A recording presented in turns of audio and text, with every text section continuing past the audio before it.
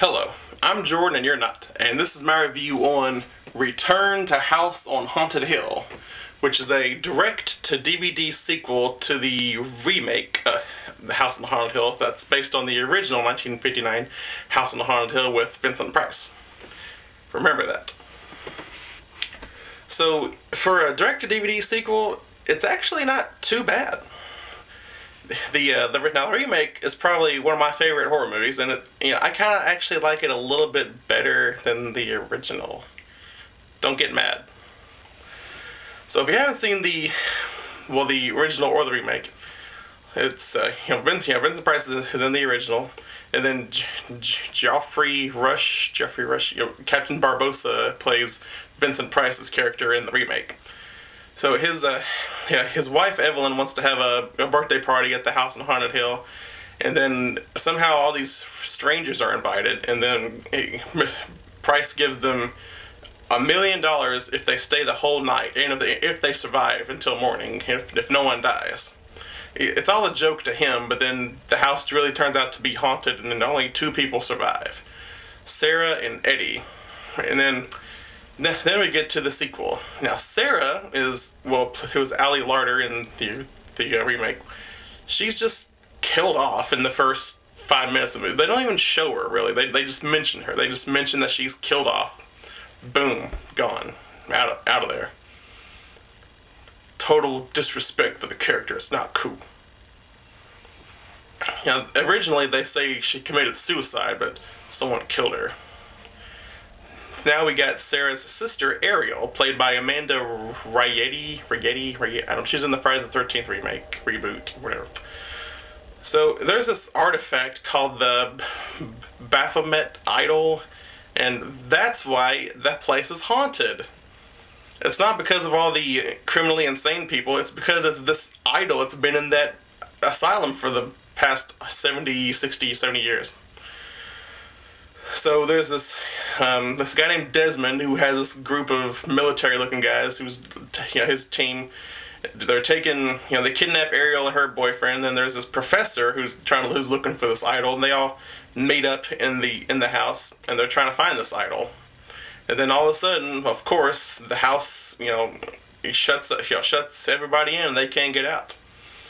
And there's no money involved this time. There's no trying to make it till dawn. This is just, you're stuck in this house for good. Yeah, and the outside of the house, it looks so CGI. It's like a CGI version of what was in the remake.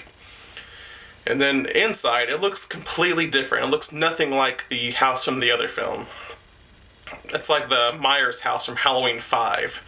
Speaking of that, that was ridiculous. Have you seen Halloween 5? It was like in the original Halloween, it was like a normal-looking house in the suburbs, and then in Halloween 5, it's like some mansion castle building thingamajig. How the hell does that happen? Alright, so actually Ariel, she does escape for like 5 minutes, and then she realizes her boyfriend, who was taken hostage out in the van, he's inside the house now, and then she wants to go back in and save him.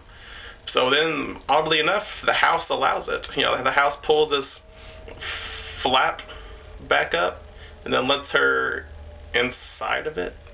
Is that sexual? Okay, so they all try to stick together. Well, they split up, of course, and then they don't.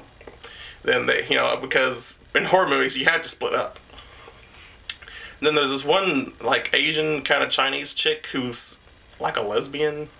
And then she starts seeing these ghosts of these girls, and they start making out. And then they're taking each other's clothes off, and they start kissing. Because when I think of Vincent Price's House on the Haunted Hill, I think of a lesbian three-way. Yeah. But then it turns into like The Shining, when she was just making out with some disgusting, decrepit, old corpsey-looking, rotting flesh thing. Corpse body woman, and all hideously old, and then she and they kill her. Yeah, because that's awesome. And then there's this one guy who gets snapped like a Slim Jim. He goes, his back goes inside the wall, and there's a lot more blood and gore in this one, like most sequels do nowadays. the sequel has to be more elaborate with their kills and their gore. Scream 2 got it right. They predicted this. So the only person to return for the movie was, I think his name was Jeffrey Combs as Dr. Vannicut.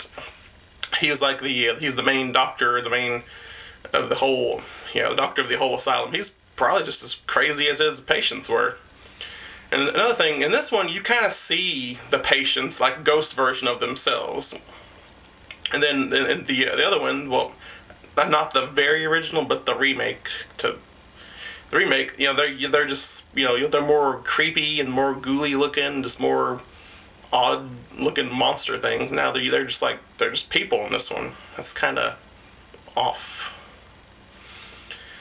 And then they finally find the idol, which is like the thing that Indiana Jones is trying to get in the Raiders of the Lost Ark at the very beginning. That little golden thingamajig, whatever that's called. I don't know what that is.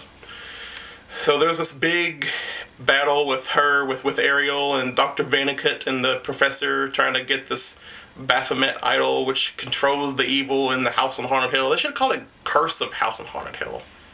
That's like giving it a backstory. I don't want to know the backstory of the house. I just want to know that the house is already evil. You don't have to explain it. I mean, sometimes I like when they explain, give them a little backstory, but when it comes to just haunted houses, I just like it when it's just already set in motion. But, okay, overall, I would give this a B plus, maybe? Either a B or a B plus, somewhere in that area. Now, the remake, of course, gets an A because it's so awesome. I'm not really sure what I would give the very original, because something about the original just kind of confuses me. I can't tell if it's Vincent Price doing the whole thing, or if the ghosts are helping Vincent Price kill his wife, or it's, I don't know, maybe someday I'll come back and review that, and maybe I'll understand it better. If there's someone out there that has a better knowledge of the original that understands if Vincent Price is in cahoots with the ghosts or something, tell me, help me out, tell me to understand. Okay. Maybe they'll do a threequel someday, or a prequel, or like a sequel, Revenge of the Return of the Curse of the House on Haunted Hill or something. So, yeah, if you want to, if you love the remake, and if you want to see the continuing story of why the house is possessed the way it is, go ahead and give it a try.